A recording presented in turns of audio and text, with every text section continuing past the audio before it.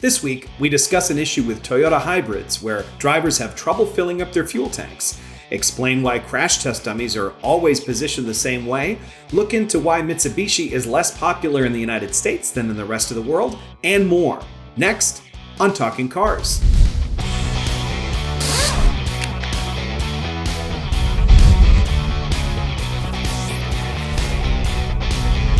Hey, welcome back. I'm Keith Barry. I'm Emily Thomas. And I'm Mike Quincy. And for those of you who are listening and not watching, Mike Quincy and I are actually merging into the same person. So that's good news. A little experiment we're running. I'm a little grayer, I got to tell you. I'm getting there. See, you're getting younger. We're just going to pass each other. It's going to be nice. Are you guys wearing the same glasses too? Yeah, it's a whole thing. Well, we figured since there's no actual news this week, nothing has happened at all in the world whatsoever, that we're going to answer your questions. We have a whole great bunch of questions we've got from you folks at TalkingCars@iCloud.com. Please send us your questions. We didn't get any video questions this week, which means you have to look at us. But we can look at you if you send us videos of you. Send them from inside your car, from inside your garage, your house, wherever. TalkingCars@iCloud.com.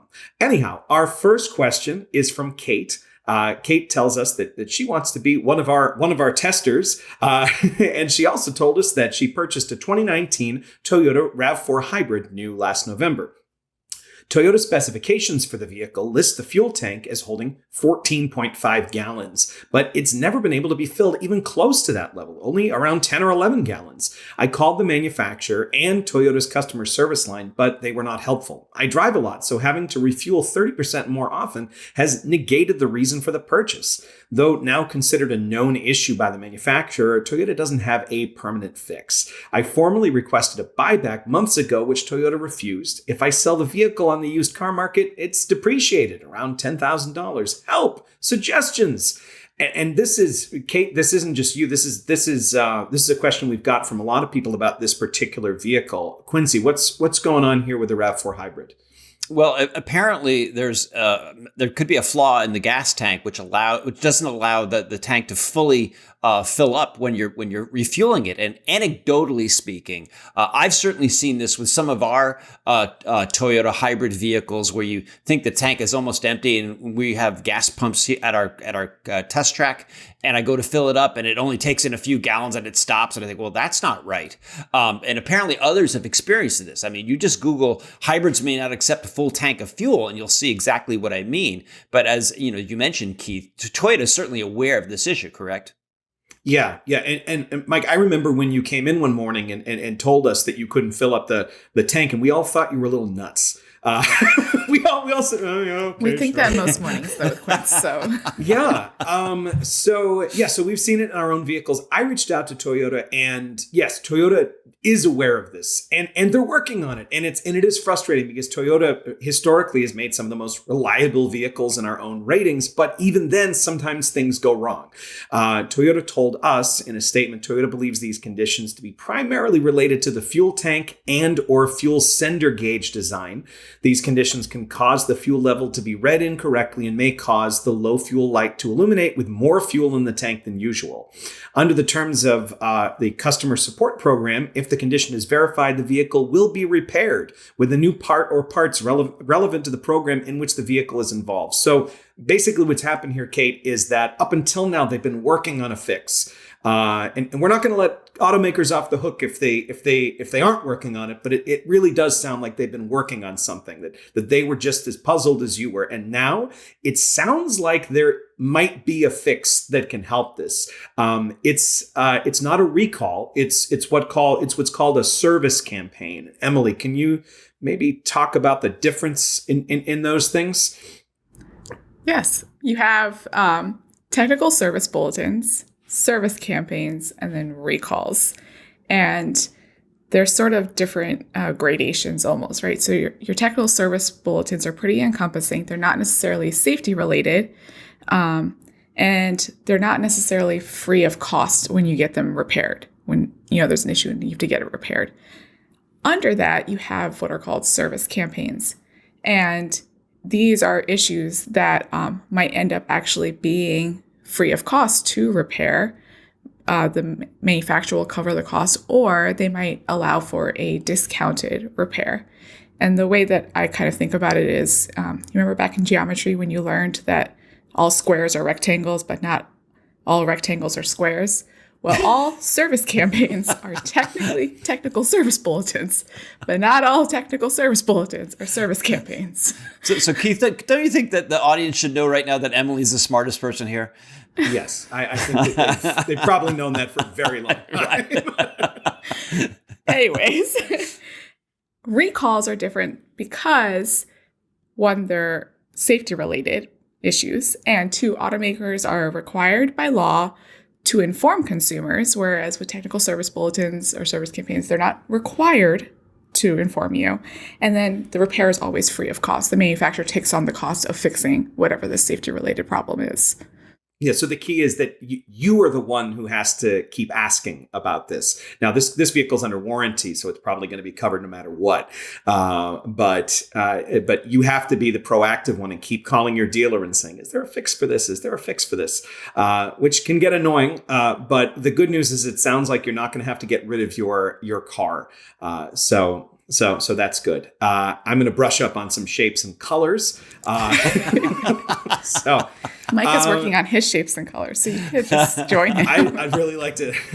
I'd really like to get a refresher. So the next question is from Sai. I have a 2018 Toyota Highlander, and it is a great car, but the car has an open recall regarding a low pressure fuel pump, which might cause the car to stall. I called my dealer, and they loaned me a rental car. It's been more than 3 months, and the fix is still not ready. Is it okay to leave my car with a dealer for this long? And why would a company as big as Toyota take so long to fix this issue?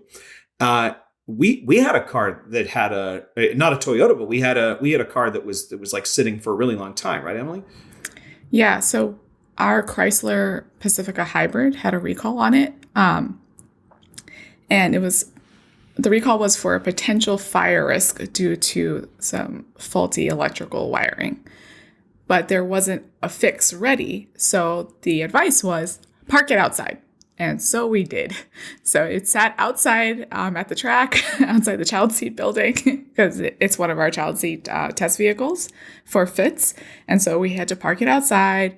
And when I talked to John Ibbotson, our chief auto mechanic, he said that it took, I think, about 3 months at least from the time that we found out about the recall to getting fixed. It's fine now. But, just because a recall is issued doesn't mean that there's a repair ready, which is okay. I mean, it's frustrating as a consumer because you don't want to have to have your car sitting at the dealer or, just sitting outside waiting for a recall and not being able to use it. But on the other hand, as a consumer, you'd rather know about a safety issue because remember, recalls deal with safety issues. You'd rather know about a safety issue as soon as possible rather than just have the manufacturer know that there's a potential issue and not inform the consumers, and you could now be at risk until they have a fix ready, So there sometimes is that gap when you're finding out the recall and then getting it actually fixed, but it's for the best, I would say. Yeah, I've actually been the one who's been covering this particular recall for CR online, and it started as a couple million vehicles, and now it's more than that. And in the beginning, in March, this recall first came out, and Toyota did not know how to fix it. They said there was no remedy for this recall. Was what they said, and they were investigating the issue, but they wanted people to know, give them full disclosure of what might happen. Since then, they found that this part that they got from a supplier they chose, but still it was made by a supplier. What the issue specifically was, it has to do with the impeller inside of the fuel pump. And if you want to learn more about it, you can go to cr.org. As far as the fix is concerned, they have one now. They've also added another 1.5 million vehicles to the recall. And also, they've added a service campaign for some vehicles that might not stall, but that will still have the fuel pump break. So if you have a Toyota of that vintage and it's not on the recall, you want to also find out if there's a service campaign for it. You could find those as well at NHTSA.org, the National Highway Traffic Safety Administration's website, NHTSA.org/recalls. If you enter in your car, you can click on manufacturer communications and you can find all those technical service bulletins, service campaigns, etc. It's also a big deal that Toyota allowed rental cars, because a rental car is not required for a recall. In most cases, sometimes it's just park it outside. We're not going to give you a loaner. So that's good. So that's why it took so long, because they were just as stymied as everyone else. They're running a lot of tests. They're trying to figure things out. They figured it out. The good news is that fuel pumps are now available for the vehicles that were recalled earlier this year. And you should, if you don't already have it back, you should be getting it back soon. We wanted to take a quick second to tell you about a new initiative we're introducing on the podcast, which is our Talking Cars donation program. For those of you that don't know, Consumer Reports is a nonprofit organization, and we're able to do all of the work we do, including anonymously buying our test cars and producing this show, through memberships to our website and magazine, as well as through donations.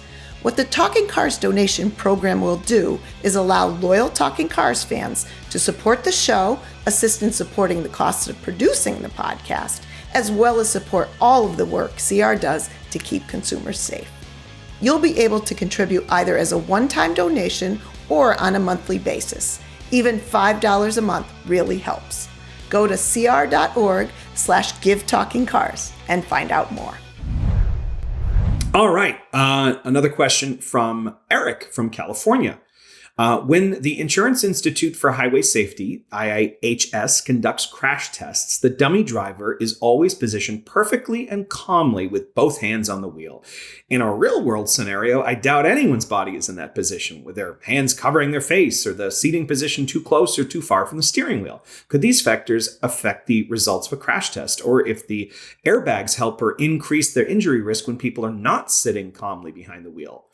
Yeah, so crash testing, like he's referring to, they happen in a laboratory setting, which is ideal test conditions, right? So no crash in real life is going to be as perfect as it is in a laboratory, but we still have to conduct crash testing, and you have to conduct it in a laboratory because you want these repeatable measures. You want standard conditions so that you can compare across tests, and you want to make sure that the results that you're getting, especially if they're severe or, there's some sort of issue, that they are repeatable, right? Because that kind of helps us determine where a problem might lie. So that's why we have this standard dummy positioning procedure for every single crash test, and that's why they keep them in a certain position. So yes, your dummy driver is going to be sitting like perfectly upright. It's going to have its hands on the wheel at all times. It never takes its hands off the wheel. It's always only looking forward. And so the way that people actually sit in a car, or, within the literature and in the industry, we call it, naturalistic seating, right? So how people would actually be observed to sit in a vehicle. Those differences in posture or, in body placement, can affect your injury risk. And some things can affect it more than others, right? So if you're sitting too close to the steering wheel, you're now possibly in the deployment zone of the airbag, which could increase your risk of injury.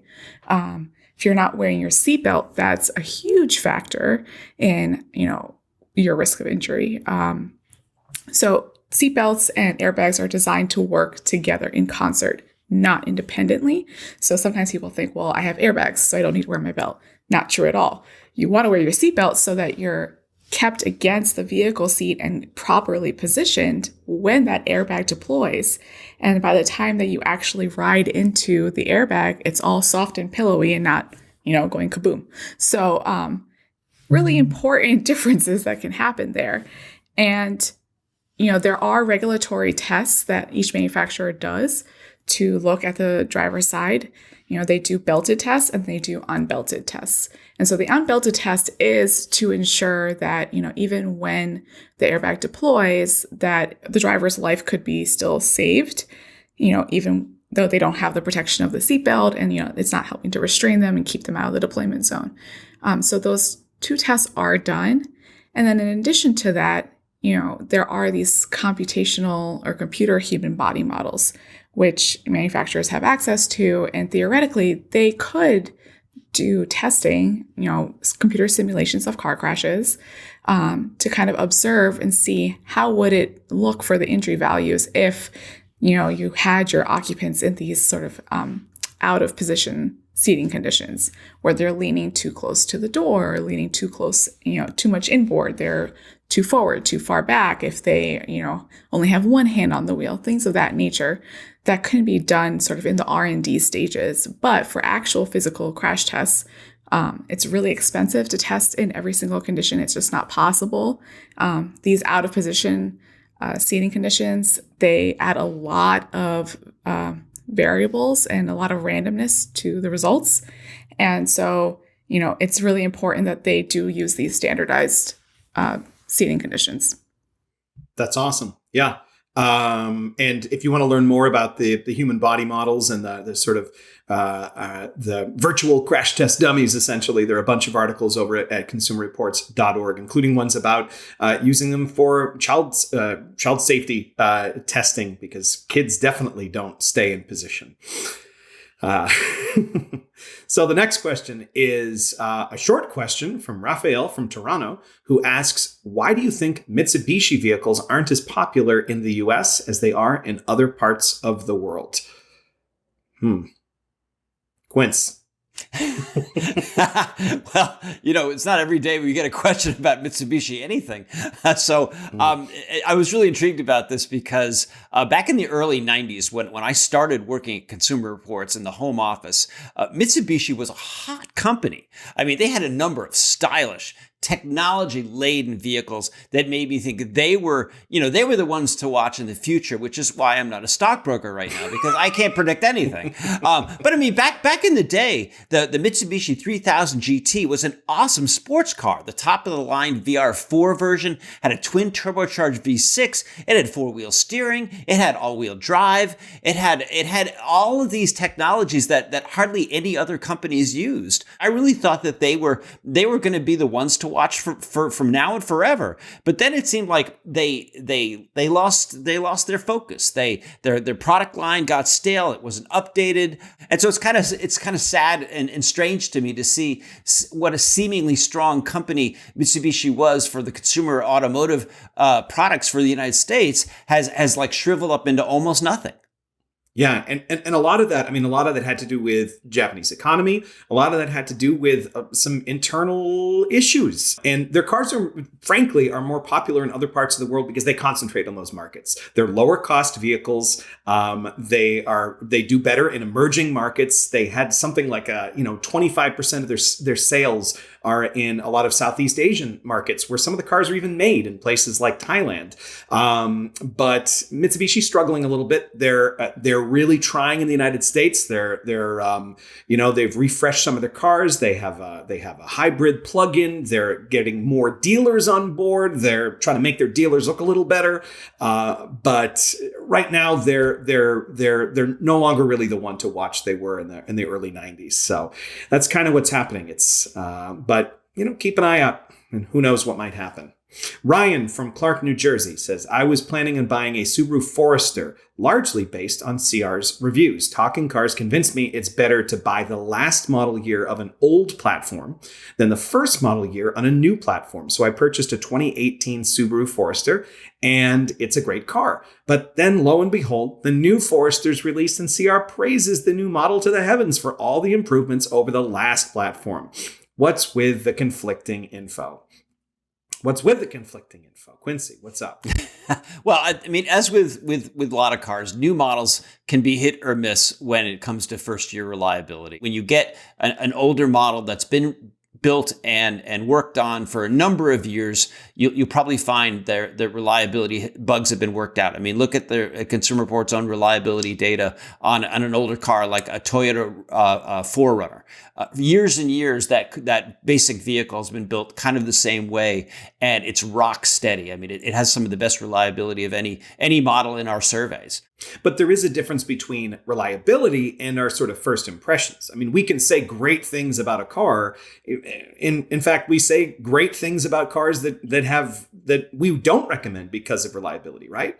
Correct. Absolutely. And you know, when a car gets redesigned, certainly a car that Consumer Reports has been very favorable toward in terms of reliability or road test ratings, often the redesigned model comes with more equipment. Sometimes it's a step forward, sometimes a step backward. But what we're really focusing on now are the manufacturers that are taking the really important safety features like automatic emergency braking with pedestrian detection and forward collision warning. And when they were once optional and now they're standard, well, that's a big deal. And one reason to buy one of the redesigned models. Yeah. Izekwe from Atlanta asks, my friend recently purchased a new car only to be disappointed when he got home and realized it wouldn't fit in his garage. Do car companies consider the size of their vehicles versus the size of average garage doors? It seems like cars are getting bigger, but garages aren't. Before you laugh, I could totally see this happening. In fact, it happened to my grandmother back in the 70s. My grandparents they upgraded from a 67 Impala to a 73. And the 73 had this kind of point in the cars were a similar size, but it had kind of a point in the bumper. And my grandparents had to cut a hole in the studs of the garage where the drywall was and just kind of put it just a perfect space for this to fit in. So when the house was sold, that was still there. and the car didn't come with the house. Sadly, no. That was one I wish they'd kept. What's going on here? We have to. Is there standard size for Emily? Is there standard size for garages? Is there anything here? So, because building codes vary based on where you live, whatever the minimum width is for a garage door or even the garage itself, it's going to differ in different parts of the country, right? And so I don't think it's reasonable to expect for auto manufacturers to comply with a code that could be very different across the entire country versus something like lane width standards, which there are. There are recommendations by the Federal Highway Administration and the American Association of State Highway and Transportation Officials for lane widths from everything from like your local lanes all the way up to highways, right? And they're typically about 9 to 12 feet wide. When you think about a car, the primary purpose of a car is to be driven. So it would make more sense that it needs to comply with the road standards for width and length rather than where it needs to be parked, which, garage standards vary. So I don't know if it's reasonable to expect that they're going to comply and fit in all garages everywhere because they're just not standard enough across the country, I don't think. Yeah, so basically, it's another thing to worry about when you're buying a car. You got to measure it because cars, SUVs, trucks, everything are getting bigger and bigger. Even if you're buying the same thing year after year, you're gonna have to measure. Just be careful, even if you think it fits. So good luck there. Will from Gatineau, Quebec, just over the other side of the river from Ottawa, and the home of one of my favorite fondue restaurants, Mille de Cacolon. Will says, I'm interested in buying either a Kia Stinger V6 or a Volkswagen Arteon. Both are fastbacks, and I think they're a good match for comparison. CR's ratings gave the Arteon a commanding lead in terms of road and overall scores. Does that make the Arteon the superior purchase? Which would the Talking Cars team personally choose? I got to say, I had an Arteon for a long time, and you might have noticed I moved. I'm in a new space here, and that fastback, oh wow, that fits a lot of stuff. Yes. So yeah, I'm really impressed with the Arteon. Emily, you've also spent some time in that, right? And what do you think Will should get? I would go with the Arteon. Yeah. So one of the big things being exactly what you just said. So I remember when I had to do child seat testing in the car, and because of the styling of it, I didn't even realize that it was a hatch until I opened up the back to go find the top tethers. And I was like, oh my gosh, there's so much room back here, which is great for, us as a family, because I could fit so much of my family's crap back there. And so I really, really loved that. And I liked that, it doesn't look like your typical hatch. I was genuinely surprised because I thought it looked like a regular sedan, but it has that, tons of room back there. The cabin itself is really roomy, I feel. I found it comfortable. It was fun to drive. I really, really like the Arteon. And on top of that, being the safety person, I also really like that the safety systems like FCW, like AEB and blind spot, they all come standard with the Arteon. They don't with the Stinger. They're optional. Normally, I really do love Kias, but in this case, I would go with that Arteon. Quincy, so the Stinger, you have your rear wheel drive based, you have versus the Arteon. You're in Quebec, there's snow. The Stinger's very fun to drive. Is it too fun to drive? And then there's also a big caveat when we talk with any Volkswagen. So what do you think? Well, I got to say, I really like both of them. I mean, these four-door hatchbacks, because the Stinger also is a four-door hatchback, and you can get all-wheel drive with the Stinger as well. But this hatchback design is as close to wagons as we're going to get. I mean, I'm like a lot of car enthusiasts. I miss the proliferation of old wagons. So this is kind of close to the wagon. I think the Arteon has good, smooth power delivery. It's quiet. The seats are good. The controls are easy. The Stinger, I mean, for me, the styling just never gets old. I love the V6 in the Kia.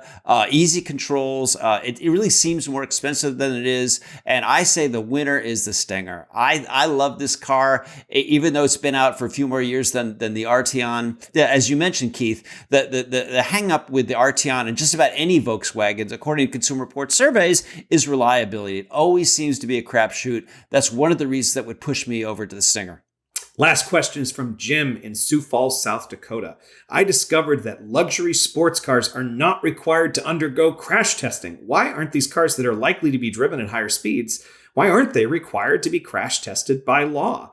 And Emily, they are required to be tested, but not in the way that we tend to think about it, right?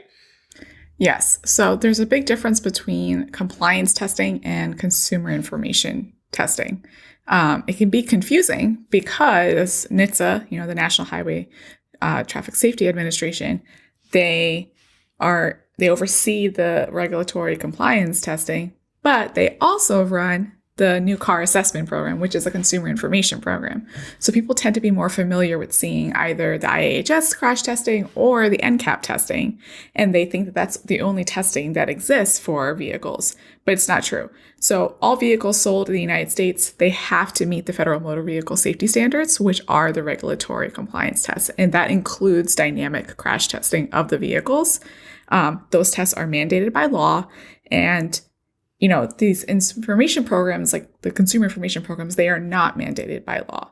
So manufacturers, they self-certify, they conduct the crash testing for the regulatory standards, they submit their compliance reports to NHTSA. NHTSA cannot, it doesn't have the breadth to be able to,